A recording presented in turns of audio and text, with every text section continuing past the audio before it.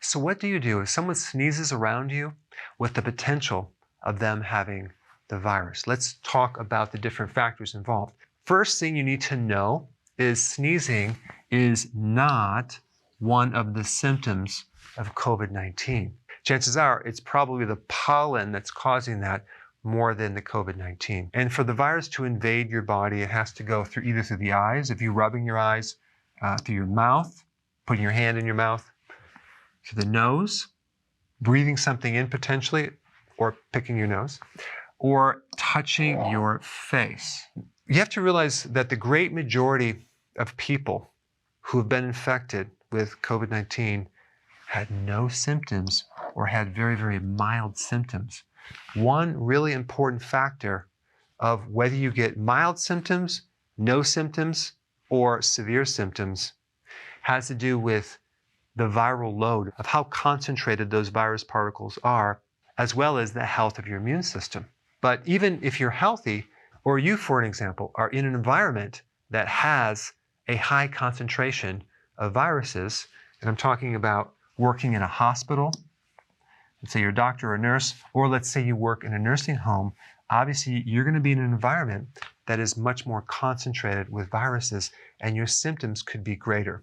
And I think with airports, very shortly, they're going to probably be measuring your temperature before you get on the plane. So that'll probably rule out those people that are severely sick, hopefully. But apparently this virus is more contagious than they thought. And there's some really interesting data. I did a video on this recently. I'll put a link down below that shows that the amount of people that were infected was much, much greater than what was thought. And I'm talking about orders of magnitude 50 times more. So that means that if there's that many more people that were infected that overcame the infection and that developed antibodies, this means that COVID-19 is 50 times less deadly than they thought it was. So let's talk about the different variables involved in someone sneezing on you. You have the number or concentration of viruses. So when someone's talking to you versus coughing on you versus breathing, each one of these is different. If someone's breathing, the chances of them passing on some virus is very, very, very almost insignificant. Of course, coughing, it's more. Sneezing, it's a little bit more. Talking, it's much, much less. Typically, when people talk to you, they're not projecting spit on you. Well, I take that back. Some people do spit on you when they talk to you. That's happened before. And then we have the velocity of the little droplet, okay? So the speed, of course, is going to be faster if someone's sneezing. So it really depends on the velocity or the power of that droplet being projected. If the size of the droplet is large, it's going to end up very quickly on the ground, okay? If it's small, it might reach maybe 3 feet at the very most. On a rare occasion, it might be 6 feet. Then you have the tiny droplets, which is kind of like an aerosol type small particles that could potentially even be carried from a little bit of dust. But if that happens, just realize that that's a very weak concentration of viruses, and the viral loads are much, much smaller. So if you did get infected, the symptoms would be much, much less. So we now have the distance, which I just mentioned, which is 3 to 6 feet. And then we have something that's probably the most important thing is your susceptibility to the virus.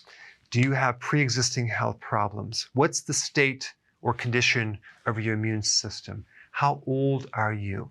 Did you realize that the odds of someone dying from COVID-19 in Europe, there's a study done in Europe, is roughly about the same as getting in a car accident and dying from you driving from your house to your place of work. And I'll put that reference down below. It's very rare. Now, if you do have pre-existing health problems and you are over the age of 65, you want to start supporting the immune system.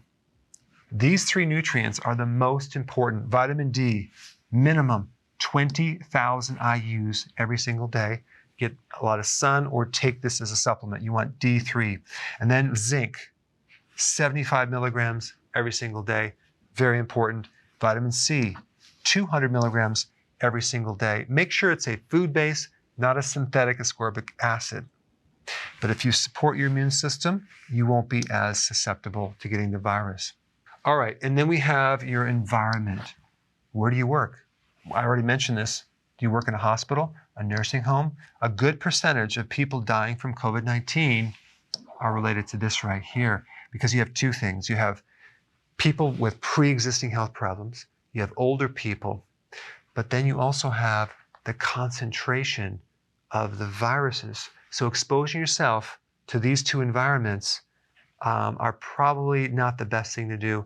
So if you have a mild cough or a symptom, don't run to the hospital, because that could actually cause you to have an infection. So anyway, I wanted to cover these factors involved with sneezing. And if you haven't seen my video on how to make yourself less susceptible, watch this immune support video right here. Check it out.